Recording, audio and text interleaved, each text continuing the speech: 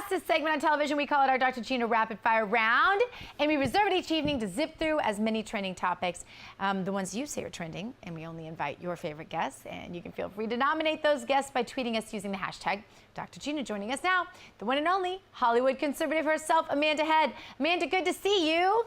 Hi, I vote Gorsuch too because Auburn sucks at basketball, so. Yeah, and does Alabama even have a basketball team? All right, who cares?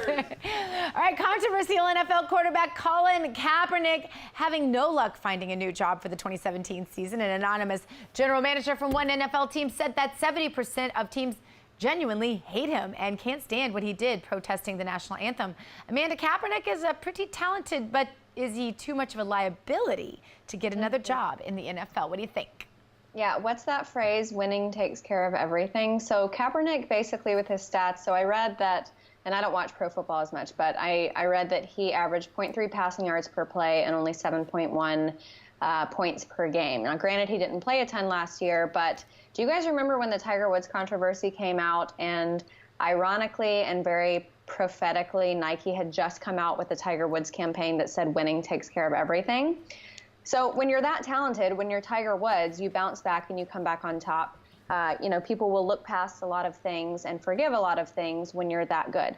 I don't think Colin Kaepernick is good enough for a lot of coaches and owners to look past his asinine behavior. So I think if he gets another job, it will probably be with a few less zeros behind it, and he'll probably be scraping the bottom of the barrel. All right, well, we'll be watching. Now, there's a new billboard in Phoenix getting a lot of attention today on social media.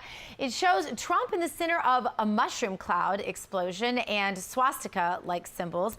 And the artist behind the billboard says they're getting a lot of hate mail over this.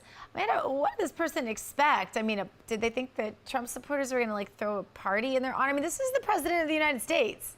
Yeah, she said that she, I guess, expected the backlash, but that she had to be brave.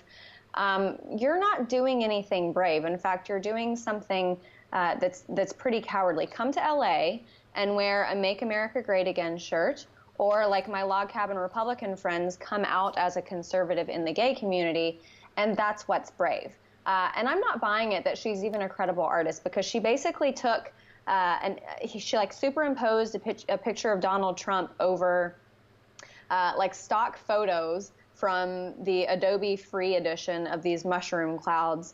And I'm not buying it that she's even a real artist. But girl, please, come to LA, walk in mine and Gina's shoes, and let's see how you feel. Yeah, let's have her do that. Let's just have her, we'll just take her out with us one night when we're wearing all our Trump gear, out with all of our gay friends in West Hollywood wearing their Trump gear, and we'll see how that goes over for her.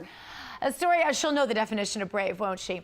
All right, a story out of the UK trending today. A man died while charging his iPhone on his chest while he was laying in the bathtub. What the heck? I'm sorry, I shouldn't laugh. But my mom, every day until she died, I swear, at least once a month, my mom would send me, hey, have I told you, don't ever get in the bathtub with electronics? And I'm just always picturing myself, why would you get in the bathtub with electronics?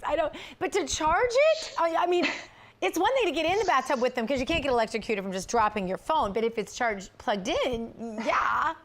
I'm very often shocked by my iPhone bill from Verizon, but I'm never shocked this much.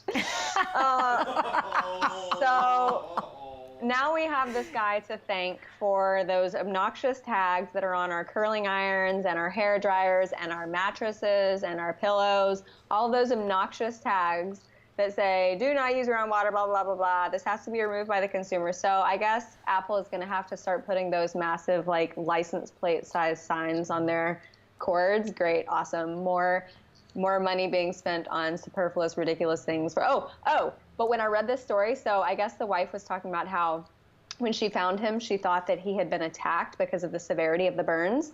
And it immediately reminded me of a quote that I read 3 days ago in a book that says, never attribute to malice that which can be reasonably explained by stupidity.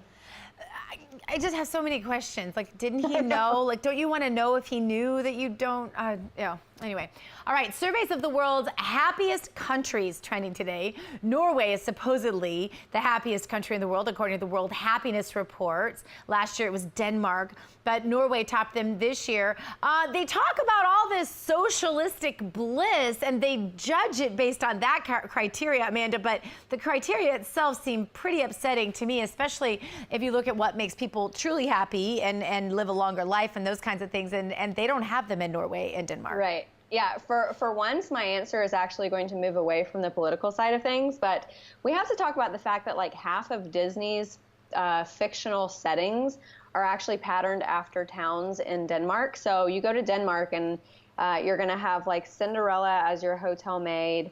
The Seven Dwarfs are going to be the bellhops. Sleeping Beauty is the resident tailor in town, although it's really slow when you have her do an alteration because she's using a spinning wheel. But yeah, Disney's supposedly the happiest place on earth. So if these people are not happy, then they're just going to look like jerks. So it looks like Disney. I'm sure they are happy. Well, that could be why. That could be why. All right. Thank you so much for being. No, I'm not done. Oh, I have time for one more. I'm sorry. The Beauty and the Beast movie trending today. It broke 5 records on its opening weekend. And my kids wanted to see it, but I haven't taken them yet because they got a couple days behind in school last week, so I'm making them catch up first. But should they go? I'm not really a theater goer. I haven't seen it. I probably won't see it. I'm too much of a classicist when it comes to my Disney stuff. I don't really watch a lot of movies in theater anyway. The only ones that I watched for the Oscars were the ones that Ryan had screeners to. So I don't want to put even more money in their pockets. I'll wait till it comes out on Netflix or maybe pirate it. Whoa, she just said that. I'm kidding. NSA, FBI, don't come after me. All right, thank you so much for being with us today. The Hollywood conservative Amanda Head.